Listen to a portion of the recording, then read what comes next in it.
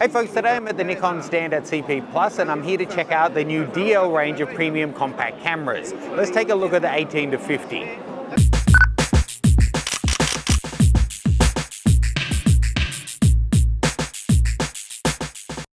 Hey folks, check out my KickStart Your Photography 6-month online learning system. You get weekly video lessons with assignments and quizzes, and you get to join a really supportive community who are all going through the assignments with you. It takes you from gear through to planning, shooting, lights, everything you need to really kickstart your photography. So I actually need to look through the spec sheet here. These just got announced a couple of days before I came over to Japan, so I'm not 100% familiar with it. The build quality, it reminds me kind of the higher end Panasonic Lumix ones. It's got a fair old lens that sticks out there, and once you fully zoom it, it goes quite a lot longer. So it's still pocketable once it's turned off, but it's not, a tiny lens system. Let's actually go close on this one and have a look around it. Okay, so this guy's featuring a 20.8 megapixel sensor. It's a CMOS 1-inch sensor, similar size to what they have in their little 1 series of interchangeable lens cameras. This one is doing 4K internally. This one, it's got a little shoe there, so you can put a flash on there, and I'm assuming also for an external viewfinder, it's got the extra terminals there.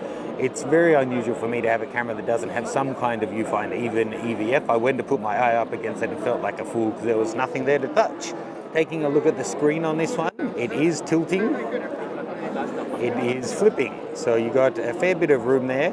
On a compact camera I actually appreciate this. On a professional camera I wouldn't. It's a point of weakness, but on a camera like this I quite like it. We've got a hybrid AF system with 171 AF points. So you can see this one on auto area, it's giving you a fair area to work with, and those points actually extend up above the little grid lines. So they do really cover almost all of the screen. I've got to say, the sound effects on it though are something from like an old Atari video station.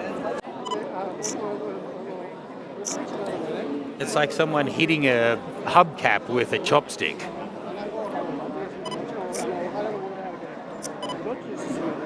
So the fast aperture on this one, f1.8 to f2.8, is certainly going to appeal to people.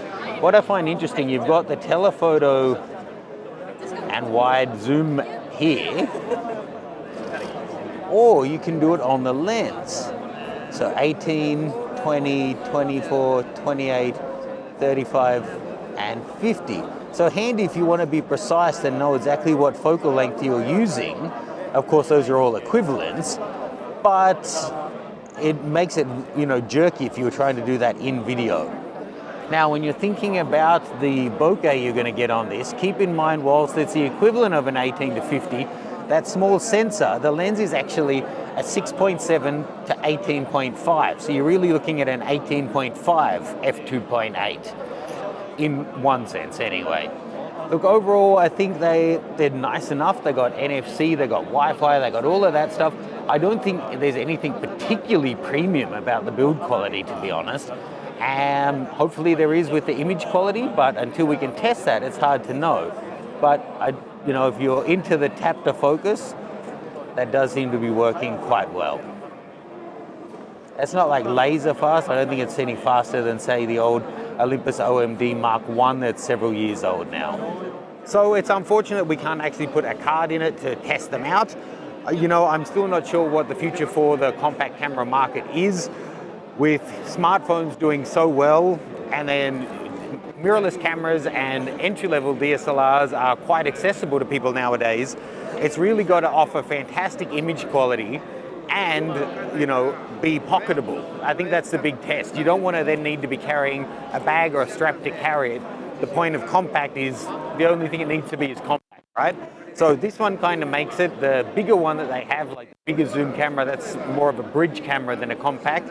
But the specs wise, they're pretty damn incredible. So I'd love to test one out once we can put a card in it. Coming to a show and then not being able to actually take test images with anything, it's quite frustrating, but that's just how it is.